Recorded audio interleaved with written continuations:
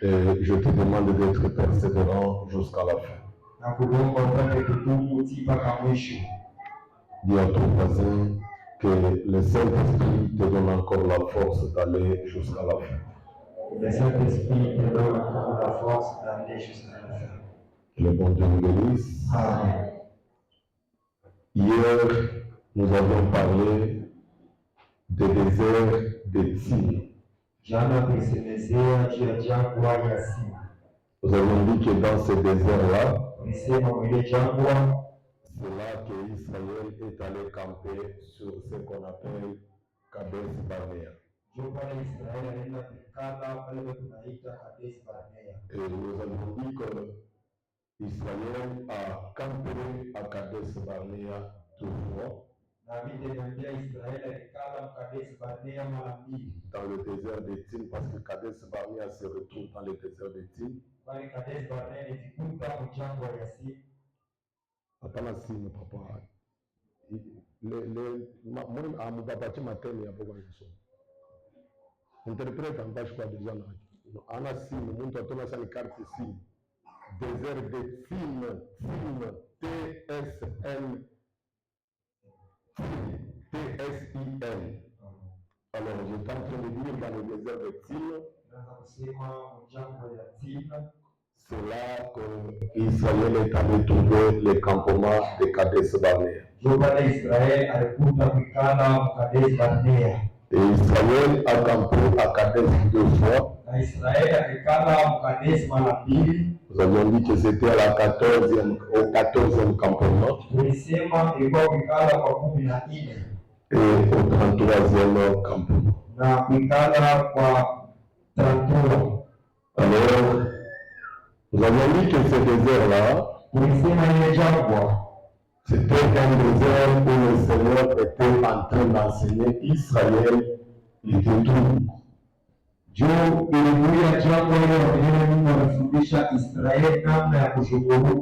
Il y avait au moins 3 ou 4 événements majeurs qui se sont passés dans ce désert. Le premier événement, nous avions dit que c'est dans ce désert-là que Myriam était morte. La mort de Marie. Nous avons dit que dans ce désert, c'est là que les rochers étaient frappés. Dans ce désert-là, c'est là que l'Éternel avait désavoué Aaron et Moïse. Et dans ce désert, c'est là que l'Éternel avait fait les détours pour Israël. Nous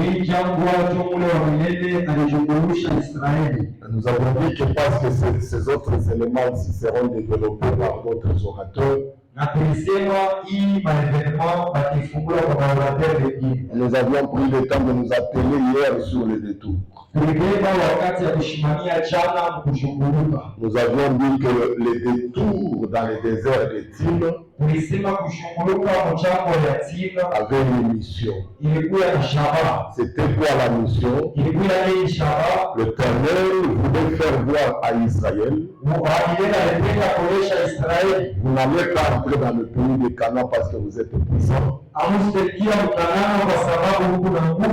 Et vous allez entrer parce que moi Dieu, je vous ai fait grâce d'entrer. Vous avez dit qu'au niveau de Kades, l'Éternel voulait amener l'homme à ne pas compter sur ses efforts, sur sa puissance, sur son intelligence, mais l'Éternel voulait amener l'homme à compter sur lui et que l'homme mette dans la tête que tout ce que j'obtiens, ce n'est pas par ma force, mais c'est par la grâce de Dieu. Hapa Kades Barnea Mungu alipenda kupeleka mtu kama binadamu ashibalie kubatu wala kuwazia mambo wala nguvu yake, lakini apige kipimo kufuatana na nguvu yake na nguvu ya Mungu. Dieu qui connaît l'homme, il sait qu'à un moment donné, il y a toujours l'orgueil qui monte dans le cœur de l'homme pour dire: ce que j'ai, c'est ma force, ce que j'ai, c'est ma puissance, ce que j'ai, c'est mon intelligence qui m'a donné ça. Alors l'Éternel a permis à ce qu'il fasse des tours au niveau de Kades Barnea pour que tout ce qu'ils avaient comme puissance, comme force, disparaisse et que leurs yeux soient tournés vers l'Éternel. Na umelele Mungu vile na nyuma binadamu hayote kunakuwa wakati mwingine Ile mtu anayekuwa na kiburi atapenda kulisifu ili nimekipata nipate kuna nguvu. Joba Mungu aliwapitisha kuzunguluka kumbe wapate kuelewa kusema abazunguluke kufuatana na nguvu yake, lakini kufuatana na kuzunguluka na nguvu ya watu na nguvu ya Mungu. Ushaanza vya Mungu utashituka na weka na mahubiri yako na mingi. Alors, vous allez comprendre que pendant que Israël sortait, je ne suis pas un bon dessinateur, mais vous allez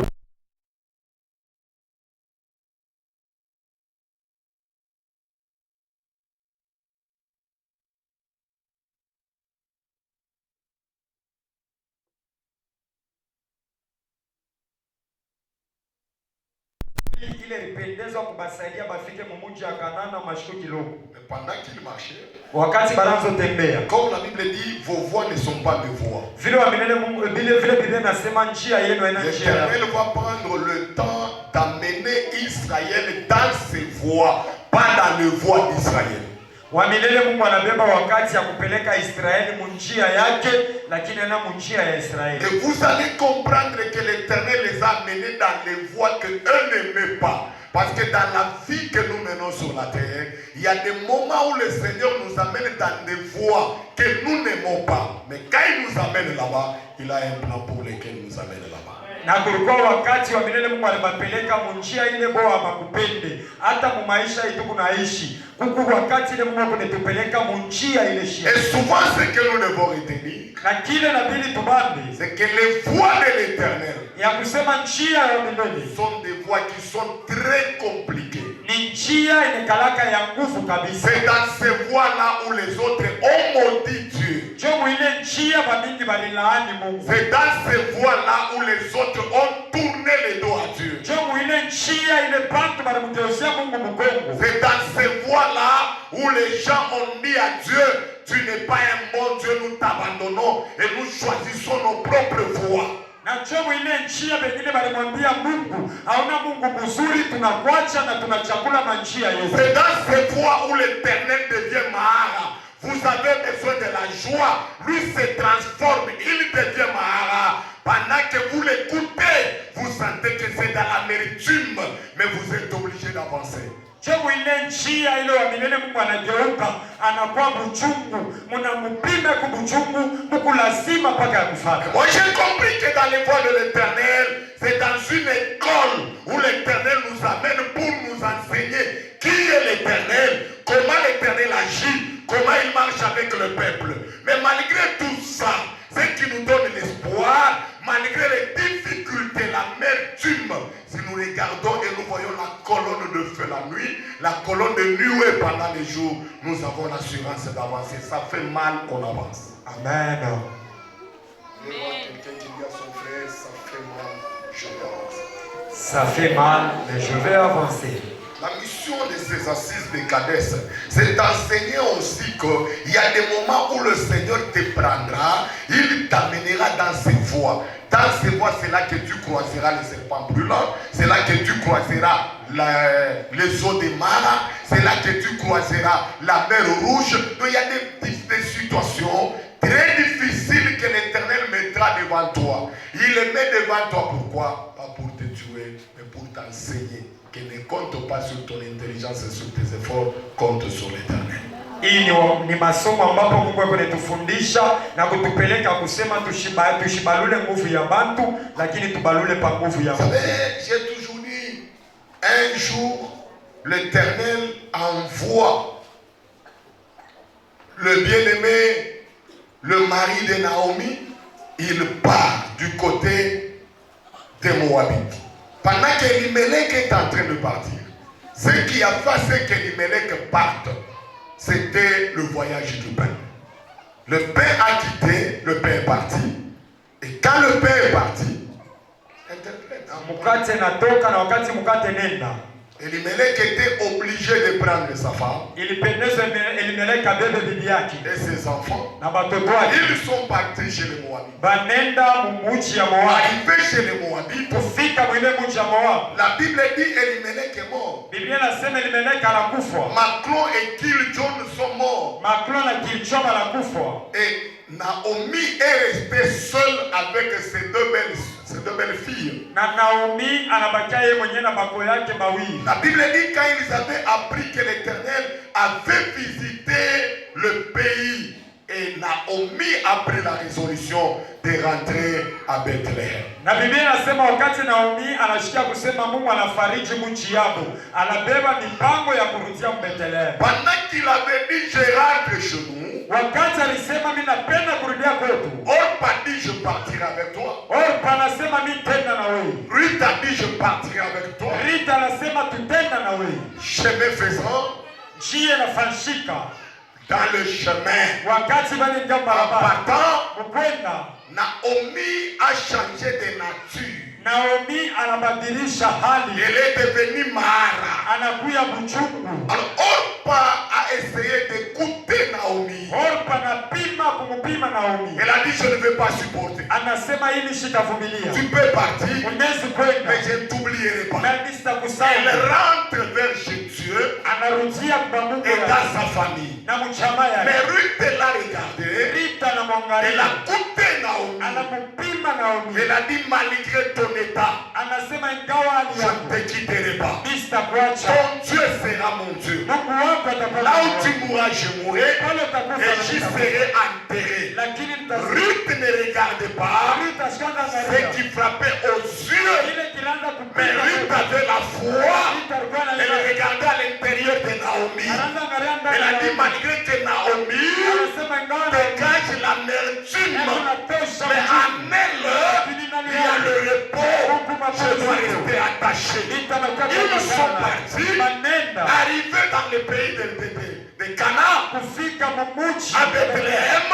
Bethlehem. La Bible dit Biblia inasema Naomi qui avait le repos dans son cœur. Naomi alikuwa na mapumziko ndani ya moyo Elle wake. n'a pas dit à Ruth, Asimwambie Rita, reçois le repos. pokea Elle a mapumziko. laissé Ruth Anamwacha Rita aller glaner dans les champs de Boaz. enda kalopote mu mashamba Mais Boaz. elle était à côté de celui qui possédait le repos. Alikuwa kumpembeni ya ule alikuwa na mapumziko. Il y a des moments Huku où mawakati vous êtes à côté de Jésus. ile mkumpembeni ya Mais Yesu. Jésus vous laisse Yesu ananiacha. en train de errer ça et là. Huku na shughuli zote na Vous kuishi. vous posez des questions. Nilipika na Est-ce maswali. que réellement tu es là? Ya kweli Mungu wako. Est-ce que réellement tu m'écoutes? Ya kweli Mungu Ce ananisikia. que Dieu me demande de te dire, Kile Mungu ananiomba nikwambie. malgré les circonstances, Ingawa majira. ne l'abandonne pas. Usimwache. Vis comme Job. Omba kama Job. Job a dit, Job anasema. je fais une chose, Ila sio kitu mon moja. rédempteur Mkombozi est wake. vivant. Eko mzima. Même le dernier, Hata wa mwisho. il se lèvera. Atasimama. Laisse-moi te dire, Acha nikwambie la mpaka. situation que tu mènes Mambo ile kunaishi. ne témoigne pas que Dieu n'est pas là.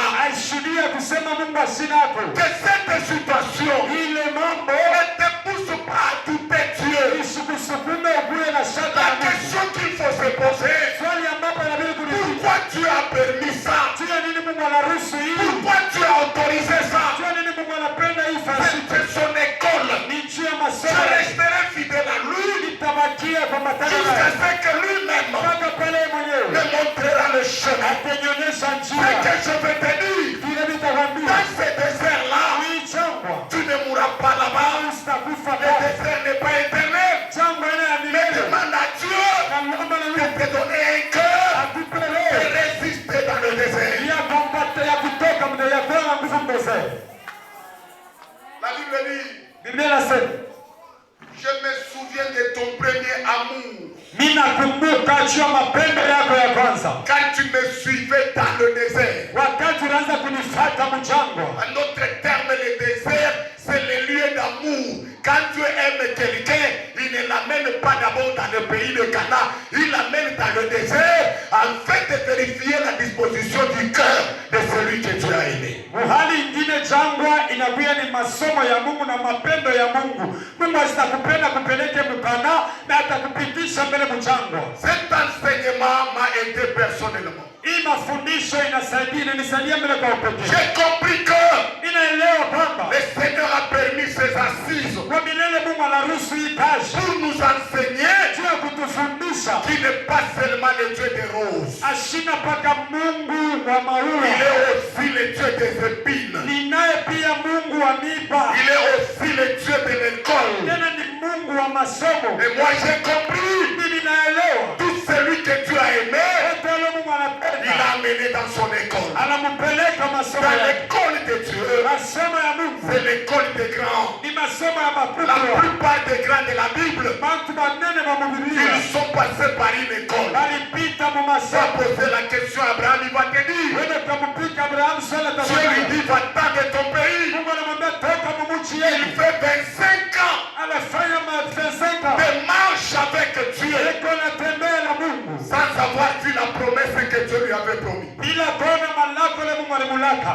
Pose la question Pika swali. à Job, il va te dire, Kwa Yobu atakwambia il avait son école. alikuwa na masomo yake. Pose la question à Élie, Mpika Elia marikuza. après avoir fait descendre le feu à la montagne. Kisha kushusha moto kwa mlima. Dieu a libéré la femme Jézabel. Mungu anamwacha huyu mke Et Jézabel a terrorisé Élie.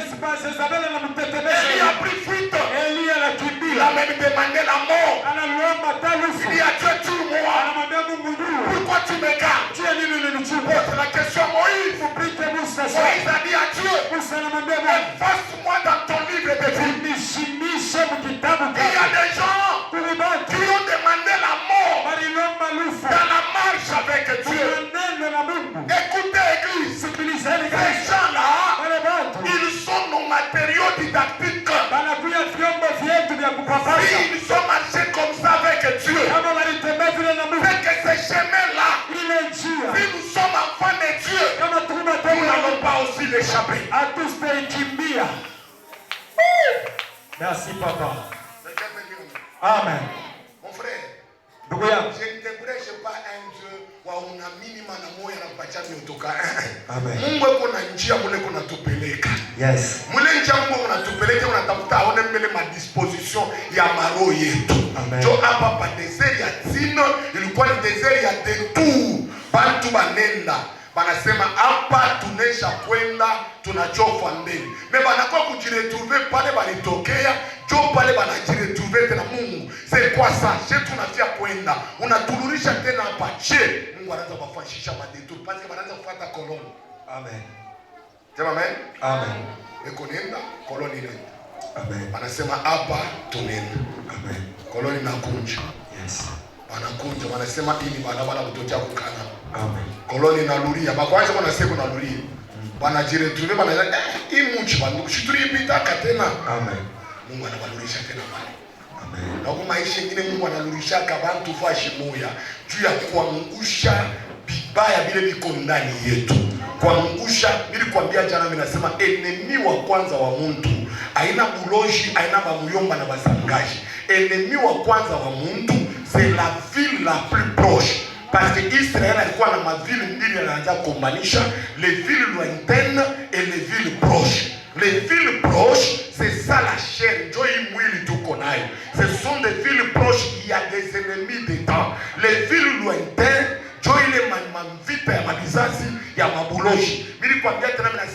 l'homme aura ennemi pour les gens de sa maison. Les gens de sa maison, ils makusharati, mawizi, marombaya. Kama unaiwina, jota wina na mahindi. Amen. Amen. Ana na nguvu kama yamupa mlango.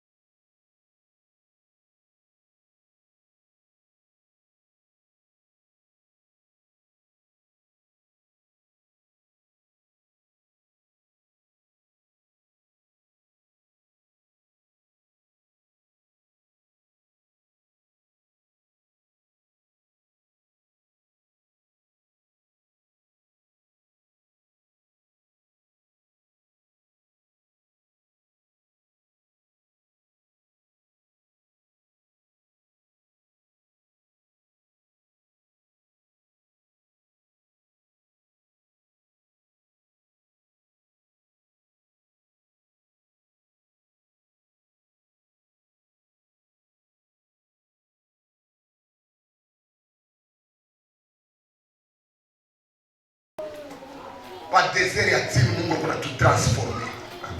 Mungu anamjua mzee Christian kupita mzee Christian. Amen. Je le connais très bien. Yes. Je sais mzee Christian wa chemise ya maana.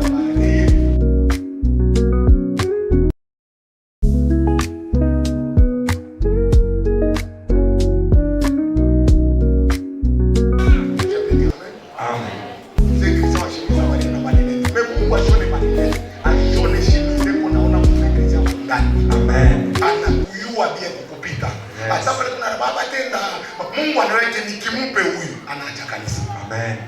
Je vous dis vrai. Yes. Kuko bana kunywa pombe. Mais Mungu anaweke kama anamupa anaacha kanisa anaanza kunywa pombe. Ole Mungu akupoteshe. Jo Mungu anakupitisha mbele pa désert ya Tsino, papa. Ba ile désert Mungu anafanya detour. Unajinguluko na rudi paka pale. Unajinguluko na rudi paka pale. Mungu anakombaka je. Mungu alisema ananyombaka bien, unaomba bien. Mais kuko kitu kimwani kuna kombana nacho ndani yako. Ifoni kivunje kama mimi na kiwina unaenda. Amen. Yes. Amen. Quelqu'un peut dire amen? Amen. C'est là que je vous avais dit que les causeurs de nos retards, c'est nous-mêmes. Amen.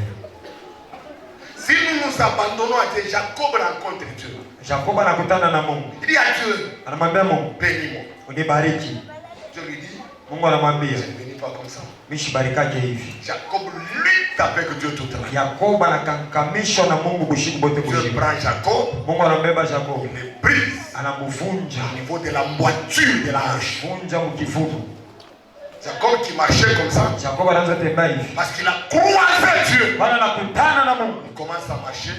anaanza kusumbuka. Kama unakutana na Mungu, Amen. jipa tutakwambia unoloji. Amen. Wewe mwenyewe utarefusha. Yes. Kama unakutana na Mungu, Amen. huko vitu vingine hakuna watu watakwambia vifanye. Amen. Wewe mwenyewe utavifanya. Amen. Parce que Mungu kuna capacity. Ule Mungu kuna kombana na yaina wewe. Joshua kunasema Mungu, kama unaweza kukombana na mtu sambi wako Mungu na kuna kombana na nini? Job alijua que ule Mungu anakombanaka na ni ule kondani. L'homme du péché. Quand Dieu croise le pasteur Paul, Mungu kuna lutter na ule Paul wa ndani amuvunje. Jonathan Paul konasema c'est plus moi qui vis. Amen. C'est Christ qui vit. Amen. Kades. Papa haina paka kwenda kuchuma matunda mkana kuli pa Kades na pope kwa mafundisho Mungu kuna bamba eko na pika ba plus de 20 ans. Amen. Mungu anasema mchagulie kufanya sansema bantu bote bale kuna 20 ans. Beko na biceps ya kunyangula maarme. Hakuna la tatamuka bote beko na kufia. Bale batingia ni bale beko chini ya 20 ans. Nisema wale walitoka mu Egypte na 18 ans, bote walikufia pa Kades. Wale walitoka na 17 ans, walipona. Wale walitoka na 16 ans kushuka walipona. Mais wale walitoka na 18 ans, walikufia pale. En 18 ans c'est l'âge de la majorité. Ni âge ile mtu anaanza kulishikia, mtu anaanza kuliona.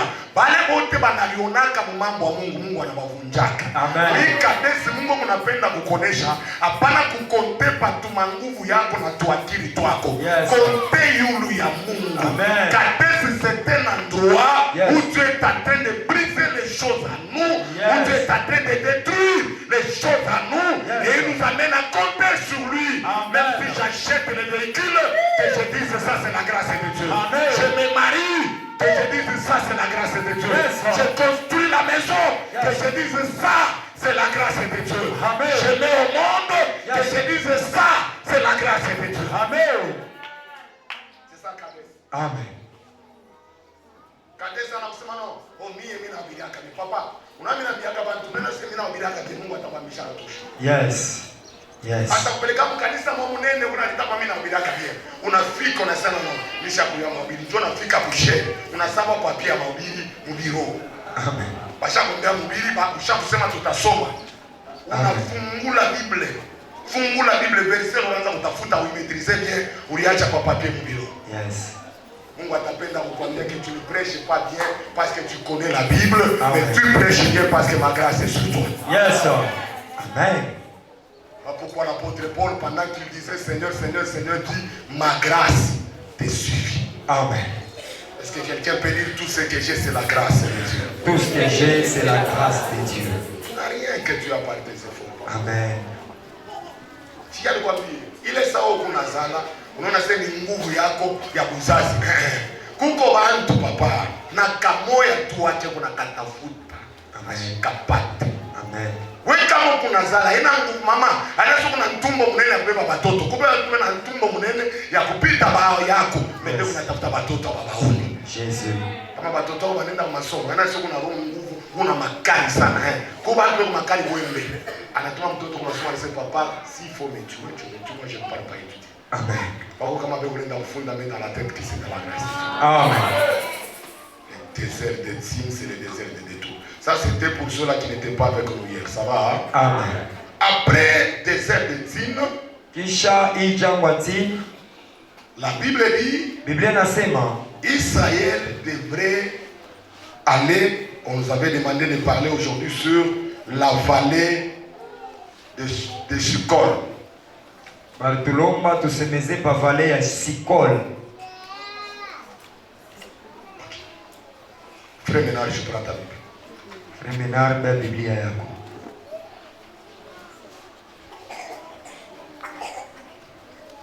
Nous sommes dans le livre des Nombres, le verset 13.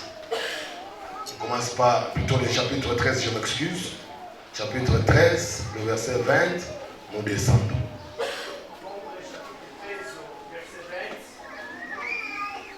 C'est que le terrain sur les grands maigres, c'est qu'il y a des arbres, et s'il y en a point.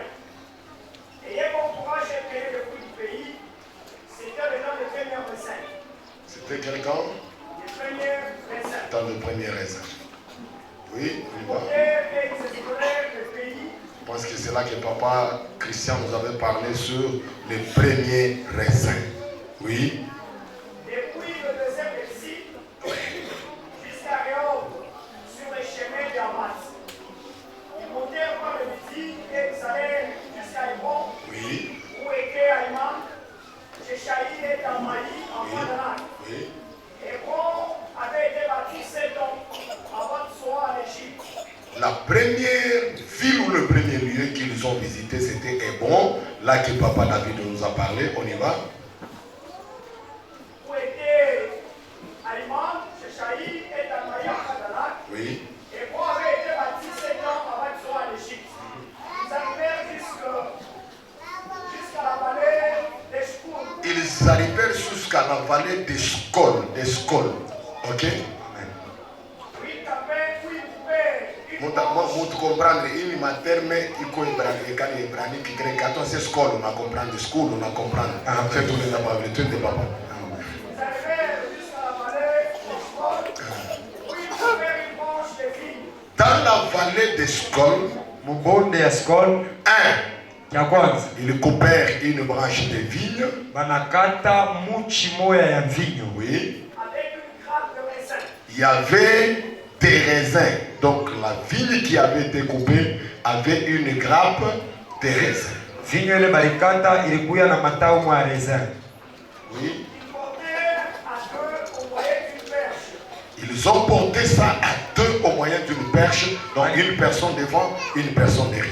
Banibeba bawili pa mabeka mwangu mkongo mwangu mbele. Deux. Ils prirent aussi Ils prirent aussi des des grenades. grenades. Banabeba tena matunda ile banaita ya grenade. Et des figues. Et aussi des figues.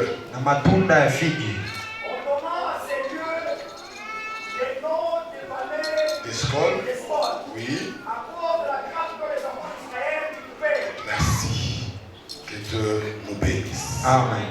C'est sur ça que je vais parler ce soir et nous allons prier. Jopa hii nitasemeza magharibi ya leo na kisha tutaomba. Quelqu'un peut dire Amen très bien. Amen.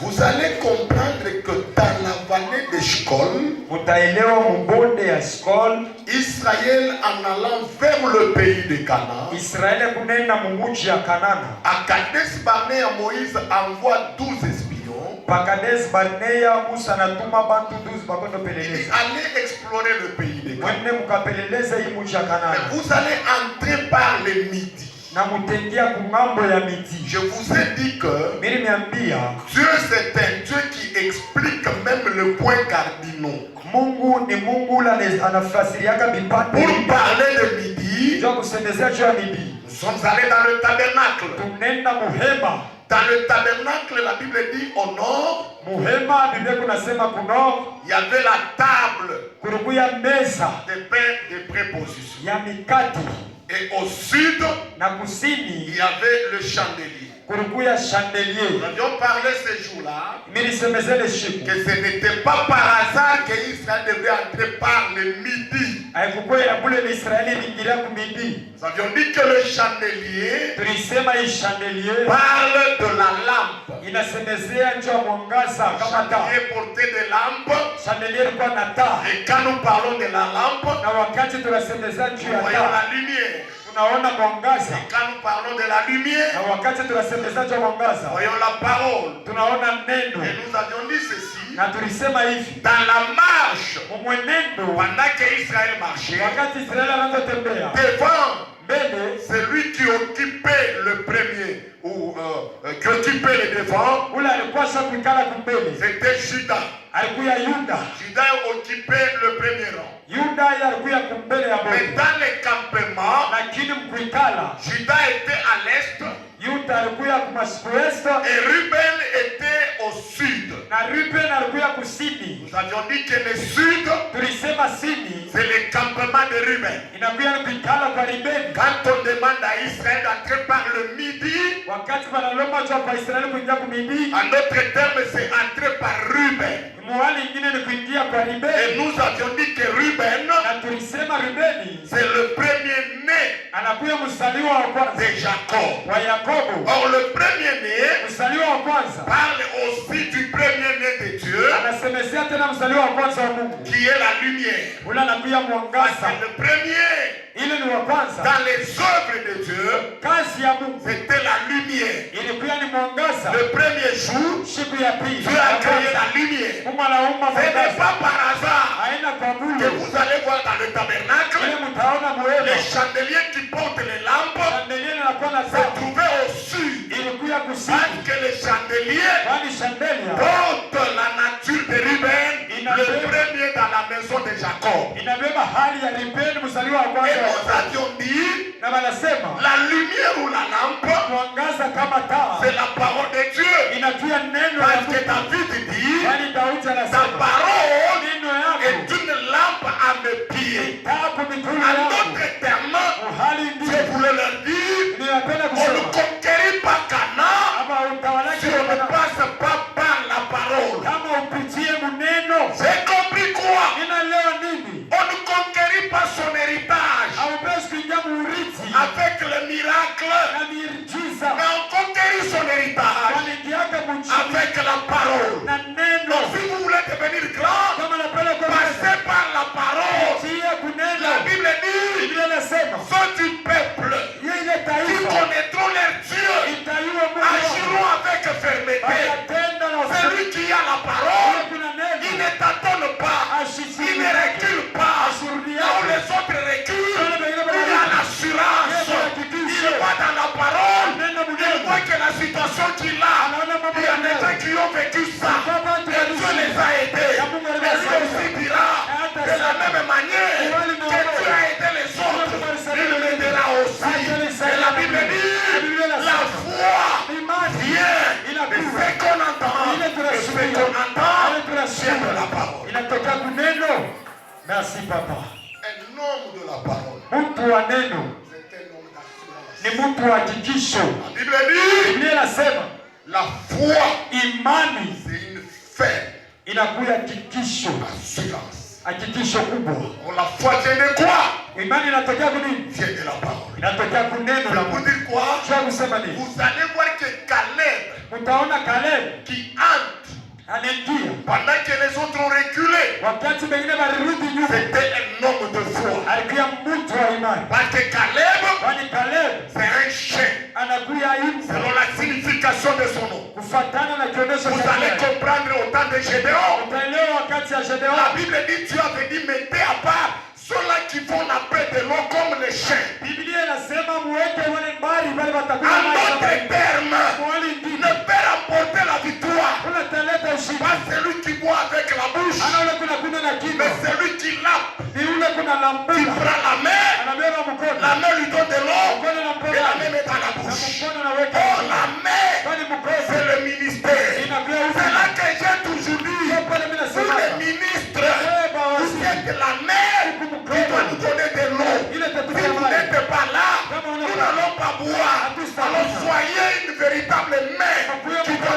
de l'eau. Parce que là où il y a la mer, même le lézard va se retrouver dans le palais du roi. Là où il y a la mer, le lézard se retrouve dans le palais du roi. Je te bénisse, frère Ménard. Amen. On ne peut pas entrer dans son territoire. On n'est pas Caleb. Caleb. Caleb c'est qui? Caleb c'est un chien. ni Le chien développe beaucoup plus l'odorat. imbwa ekunafungula kabisa lishikio. Pua. Les chiens travaillent beaucoup plus avec l'odorat. Imbwa kunatembea nguvu kutumika kabisa na pua. Vous allez voir que le chien, Utaona imbwa il aime bien suivre l'odeur. anapendanga kufuata sana harufu. Or vous allez comprendre Utaelewa que quand nous lisons la Bible, wakati tunasoma la Biblia, Bible parle aussi Biblia inasema tena de l'odorat. juu ya mambo ya L'église véritable kanisa ne la kweli. peut pas suivre n'importe quoi. Hawezi kufuata kitu Avant chochote. d'aller manger, Kabla ya kwenda je kula, dois d'abord envoyer l'odorat. inabidi nitume mbele Vérifier l'odeur de la nourriture qui m'est servie. Wangarishe mbele harufu ya vyakula vile waniwekea. Nous comprenons pourquoi il devrait entrer par le midi. Tunaelewa jua nini ilipendeza nje kumidi. Amen. Moi je refuse ma déclaration parce que vous fournissez chambre. Amen. Ça va? Amen. Maman Hélène, ça va? Amen. Ikala bien, kaya bien. Tout chacun nous s'approche. Amen. Tunasema wanaingilia wapi? Kumidi. Midi njo wapi? Sud. Midi ana nord. Midi ni sud, ça va? Amen. Sud kuchi. Amen. Pale banengia, njo banenda mu vallée, ile banaita vallée des scoles. Amen. Mule mu vallée des scoles, njo mule balikuta les premiers raisins. Amen. Ça va? Amen. Raisin, je veux parler des premiers raisins. Amen. Nous sommes choumbirili. Amen. Amen. Ça va? Amen. Les raisins d'abord, avant de parler des premiers raisins, frère Ménard, tu prends Nahum chapitre 3, verset 12. Nahum, na nekala pa mu Bible mu ya musomaka Nahum eko mu Bible. Nahum 3, 12. Nahum chapitre 3, verset 12. Toutes de vos terrestres sont des milliers à l'être humain. Quand on les secoue, elles tombent dans la bouche des qui veulent le manger. Merci. Que Dieu le bénisse. Amen. Donc quand on parle des raisins, des premiers raisins, nous voyons les prémices. Les prémices, ce sont les fruits qui sont d'abord, qui ont mûri en première position. Malimbuko na kuya tunda ile ilipata kuifia muhali ya kwanza. Quand on parle de prémices, Wakati tunasema jo nous malimbuko, voyons les premiers fruits tunaona tunda ya kwanza. d'une saison, Hii ya saison ya les kwanza. premiers résultats Matokeo ya kwanza. ou les premiers produits de quelque chose. Wala tendo ya kwanza kitu mwa fulani. Et vous allez voir par rapport à Nahum, Mtaona kufatana na on nous parle de prémices comme les premiers fruits qui ont mûri. banasema malimbuko na kuya tunda ya kwanza lelivya. En d'autres termes, Muhali nyingine. ce sont les premiers fruits qu'on devrait apporter à Dieu. Ni tunda ya kwanza lipendeza kumuletea Mungu. Retenez ça. Mpambe hilo. Quand vous avez le champ, Wakati mko na mashamba. les premiers fruits Tunda ya kwanza. qui mûrissent, Ile na hivya. vous n'allez pas les manger. Vous allez les donner à Dieu. Mtamletea En Mungu. d'autres termes, Muhali nyingine. c'est Dieu qui viendra cueillir d'abord les premiers fruits. Mungu zotaka kuchuma tunda ya kwanza. Quelqu'un peut dire Amen? Amen. Quelqu'un peut dire Amen? Amen. Mais maintenant tu prends une chose. Tenez-moi bien ici. Je veux que vous puissiez bien me tenir pour que nous puissions bien décoller. Amen. Exode chapitre 34, verset 26. Exode chapitre 34, verset 26. Oui. Tu apporteras à la maison de l'Éternel, ton Dieu, les prémices des premiers fruits de la terre. Donc, les premiers fruits de la terre. Tunda ya kwanza ya bulongo. Quand la terre produit des fruits, Wakati bulongo bunaleta matunda. les premiers fruits, Tunda ya kwanza tu les prends, unaibeba, tu les apportes à Dieu. unampelekea Mungu. Ça va? Amen. On prend encore. tubeleke. Exode chapitre 22, le verset 29 à 30.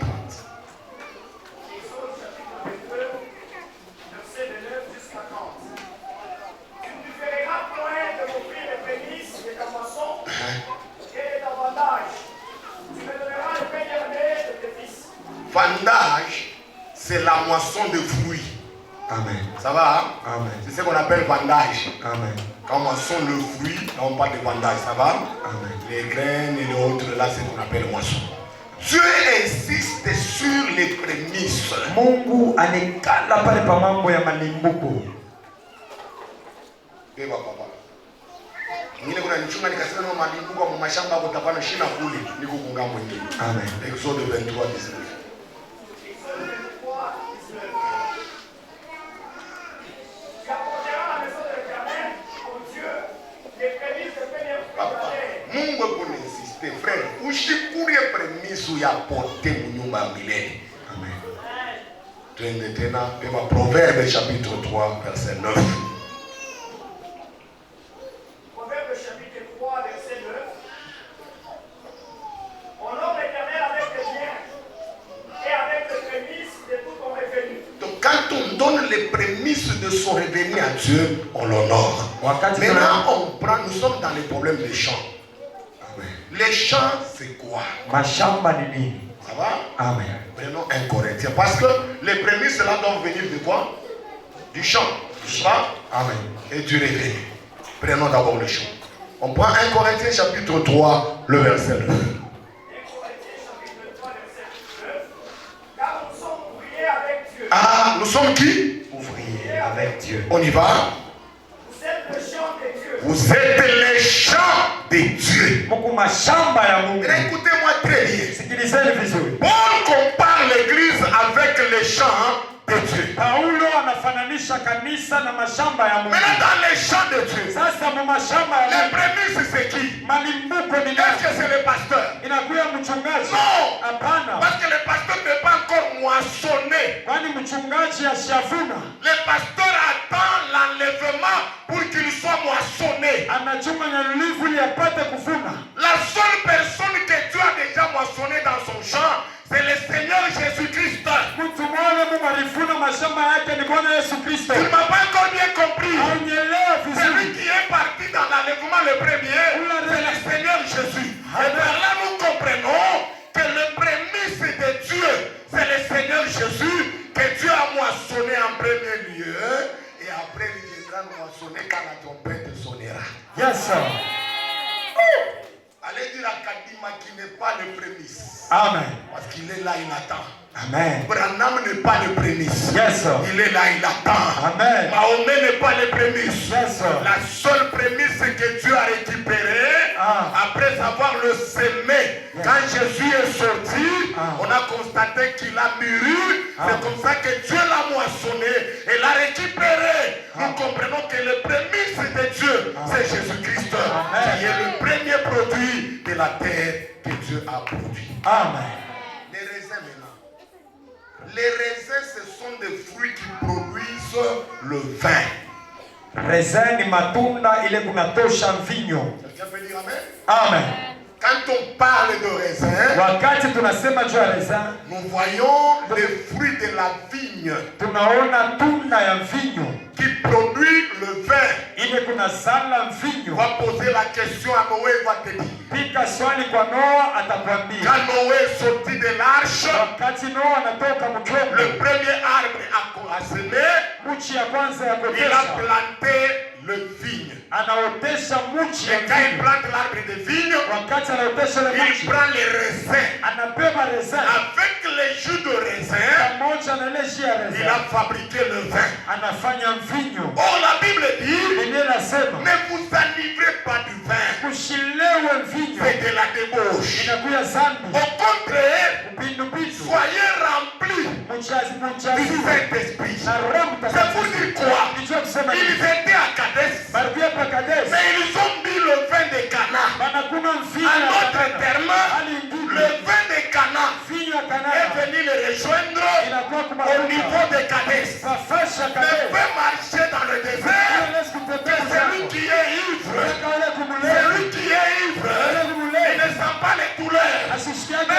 te frappe, il marche. Même là où il y a un danger, lui doit passer parce qu'il est ivre. Or la Bible dit, ne vous animez pas du vin, c'est de la débauche. En d'autres termes, celui qui est rempli du Saint-Esprit, il ne voit pas le danger. La Bible dit, ce n'est ni par la force, ni par la puissance, mais c'est par mon esprit, l'Éternel. Je déclare ce soir, l'homme qui est rempli de l'esprit, il ne voit pas la maladie, même devant la maladie, il avancera. Je te bénis ce matin. Amen. Wow. Yes, sir. Quelqu'un peut dire, niko na lewa mvinyo ya Kadesi. Niko na lewa mvinyo ya Kadesi. Amen. Mlevi. Yes, sir. Yesu kwa china, yeye utamchapa kwa unaimba, unakuwa kule. Leo unaimba. Yesu ni wangu wa uzima. Leo unapepa kule. Amen. Na kama kumricho waje ataimba. Amen. Ataimba Yes. kama shakulewa. Amen. Napenda kukwambia Yes, sir. kama Roho Mtakatifu yuko ndani yako. Yes, sir. Hata bintu aliendeke. Amen. Utasifu Yesu. Amen. Bintu biko na shama. Yes, sir. Utasifu Yesu. Amen. Bantu wale biko na Roho Mtakatifu. Yes, sir. Ni bamajimu ba Mungu. Amen. Hata uloji uko kumele. Yes, sir. Hapana. Yes. Amen. Wewe unaenda wapi? Yes, sir. Ni mufu. Amen. Amen. Wewe mtu mzima utapika kaungumeye mulevi. Wewe unaenda wapi? Amen. Kisha utona ba madawa ba. Mbele mtu akulewa sana atamfanyia mamguri yake. Amen. Yes, sir. Kana ndio nimekuja wewe kunyoroka mbele wewe mulevi. Eko paka. Amen. Sebute kwa ule mwenye kulewa Roho Mtakatifu atabatakuria watu wote mfamilia. Yes, sir. Ya batamkuria. Ila deklare magharibi ya leo. Roho Mtakatifu ekale ndani yako.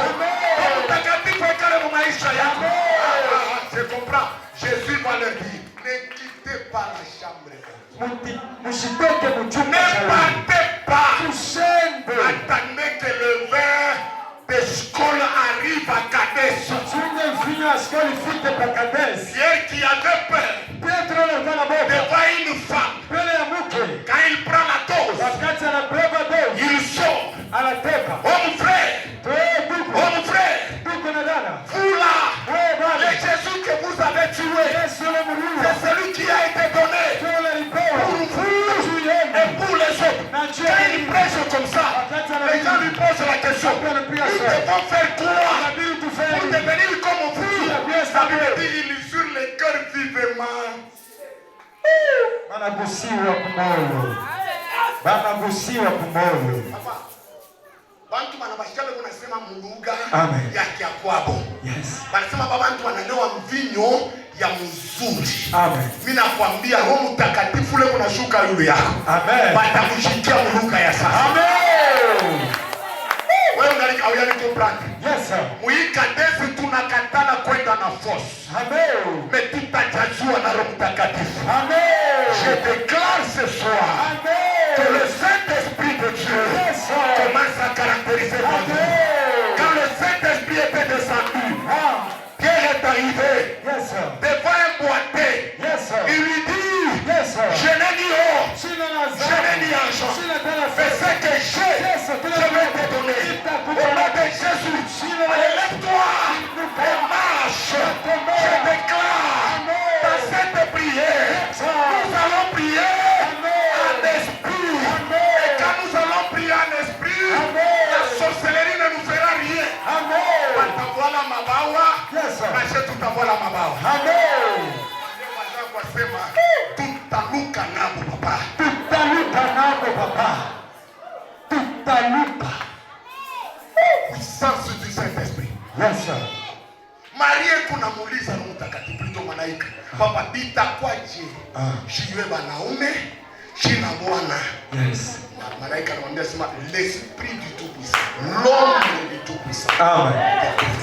Yes, sir. Ninakwambia muikadesi. Yes, sir. Unauliza que Dieu t'accorde la guérison miraculeuse. Yes, sir. Unauliza. Yes. Sina diplôme. Amen. Sina wa kunisaidia. Amen. CV yangu Yes, sir. haipresente kitu. Mais Mungu ananituma nikwambie. Amen. Hata kama CV yako hairepresente kitu. Amen. L'ombre du Tout-Puissant. Yes, sir. L'ombre du Tout-Puissant Amen. découvrira et Dieu fera Yes, ce sir. que les hommes n'ont jamais fait. Amen. Qui me donne un amen de foi que le Saint-Esprit travaille? Amen. Qui me donne 3 amens de foi que le Saint-Esprit travaille avec lui? Amen. Amen. Amen. Le Saint-Esprit vient annuler les calculs. Amen. Je vais dire à quelqu'un, bannis les calculs. Amen. Dépose les calculs à côté. Le Amen. Saint-Esprit travaillera. Le Amen. Saint-Esprit a la capacité Amen. de faire lever une personne sans Amen. le faire passer par la kinéthérapie. Yes, Je sir. déclare ce soir, Déclare, toi papa. qui étais paralysé, Amen. paralysé dans les affaires, Amen. paralysé dans le mariage, Amen. paralysé dans le ministère, Amen. je n'ai ni eau, je n'ai ni argent, Amen. mais ce que j'ai, Amen. je vais te donner. Amen. Au nom de Jésus, Amen. que tes affaires s'élèvent. Amen. Au nom de Jésus, Yes, que sir. ton mariage s'élève. Amen. Au nom de Jésus, Yes, sir. que ton ministère s'élève. Amen. Est-ce que quelqu'un peut dire je vais me lever? Je vais me lever. Est-ce que quelqu'un peut dire c'est ma saison soit béni papa Kasa? C'est ma saison. Angalia, pika wazee shode, mwambia sema tuku na lewa baba. Tuko na leo baba. Yes, sir. Si tuko na leo. Papa Kasi. Ushaona kama mlevi? Mlevi anayechukua nsuku ananawa kwa mikono Amen. na anatwanga mkali mbaya.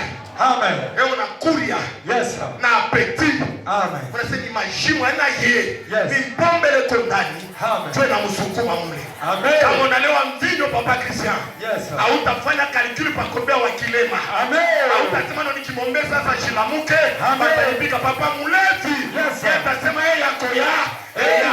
Wewe wa kilema pocha matuzo. Amen. Wewe unashimama. Yes, Je sir. déclare ce soir. Amen. Au nom de Jésus. Amen. Et par la puissance du Saint-Esprit. Amen. Reçois la guérison. Amen. Reçois le miracle. Amen. Reçois la délivrance. Amen. Reçois la puissance de la croix de Golgotha. Au nom de Jésus-Christ.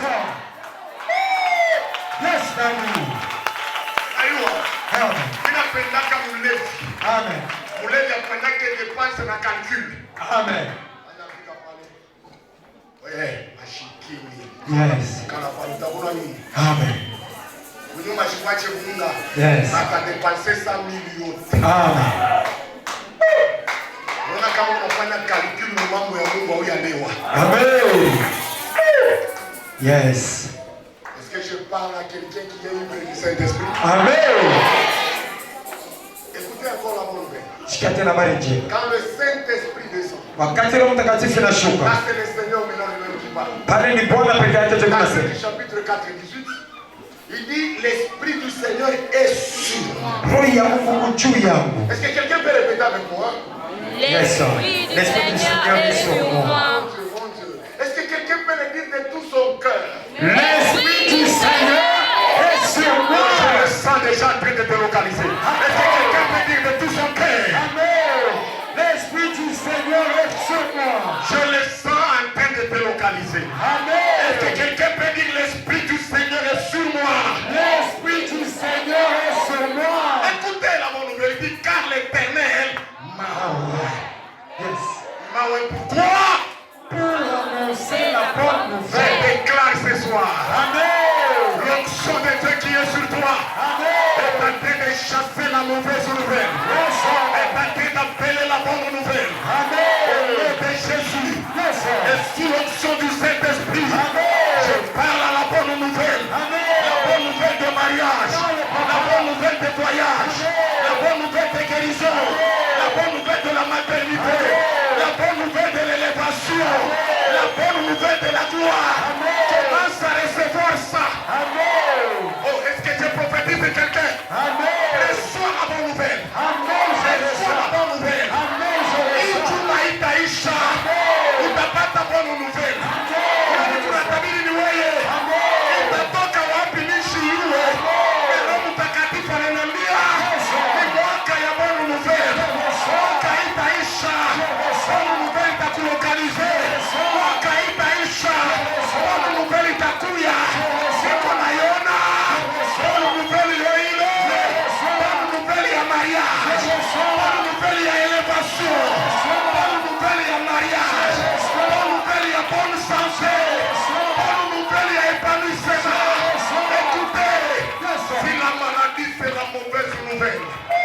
j'annonce la bonne nouvelle de la guérison.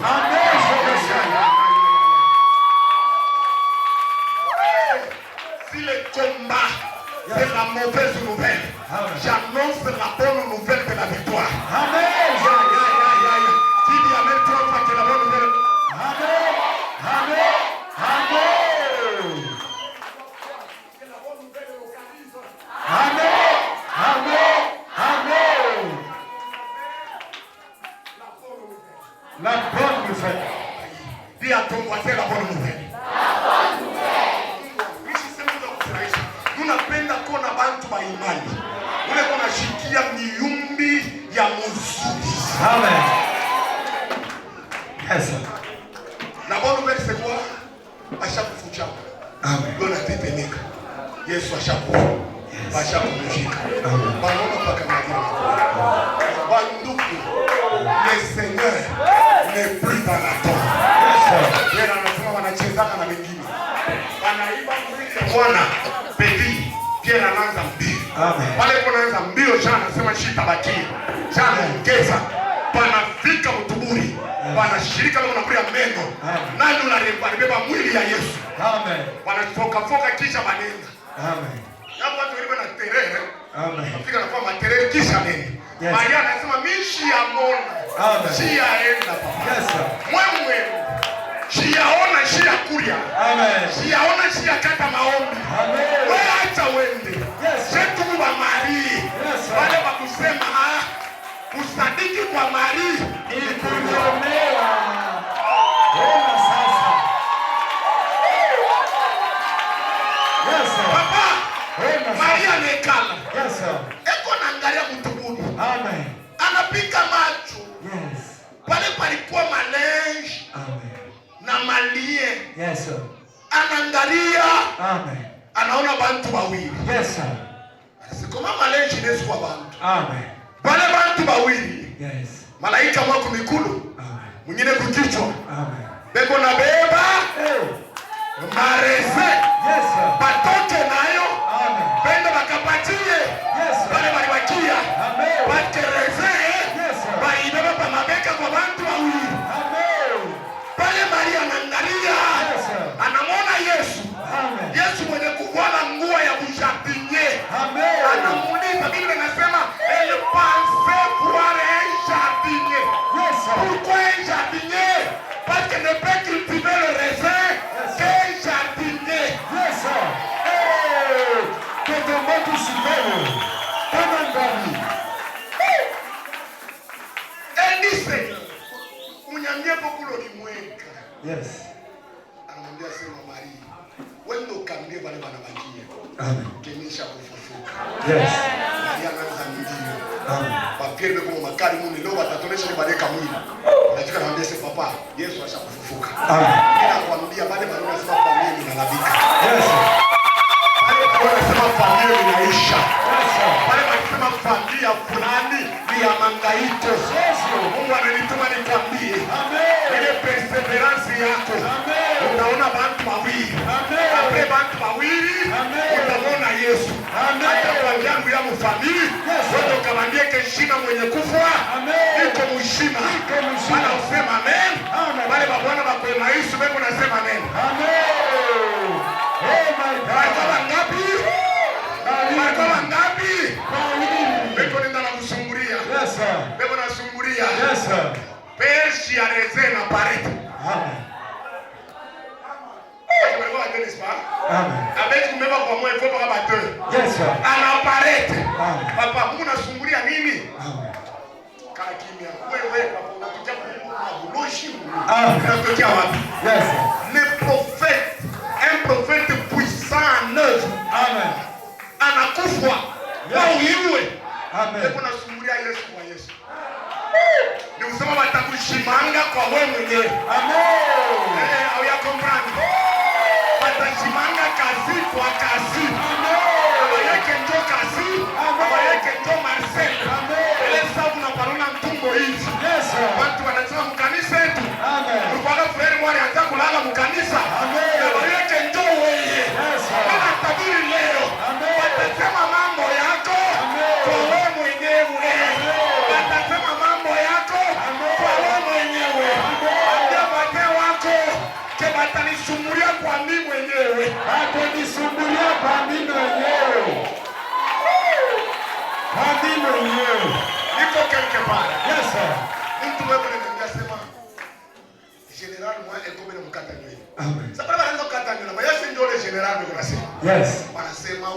pale. Mpaka pa Mungu alimlokota anaanza kucheza na yeye bantu ile wanakalasa na mizaa. Kara alipikisha mtu fulani fukashise. Kwa kile walikuwa na Mungu wake pale. Amen. Anatoka kwenda na pale Mungu wake anabakia. Anasema na yule general mnaanza sema hapa. Sasa si general fulani. Ndio mnaanza kata nywele. Wa kwanza anaacha sizwe. Jésus. Bila weka mkono huru. Amen. Watu watasema mambo yako. Amen. Wewe mwenyewe. Amen. Utafanya kitu umebatakimbia. Amen. Usiwatabie yenu. Utakusumbulia kwa wewe mwenyewe. Watakwambia mastrategia hapo kwa wewe mwenyewe. Utafumbula bila deklare. Hakuna hata kitu kimoja. Utabakia mfuchama. Kadesi mamea. Wote walifuchika. Vitabarete. Wote. Nani atalipatia mamea tatu Mungu atende? Amen. Amen. Amen. Atalipa mamea tatu ya kupita pale Mungu amtendee. Amen.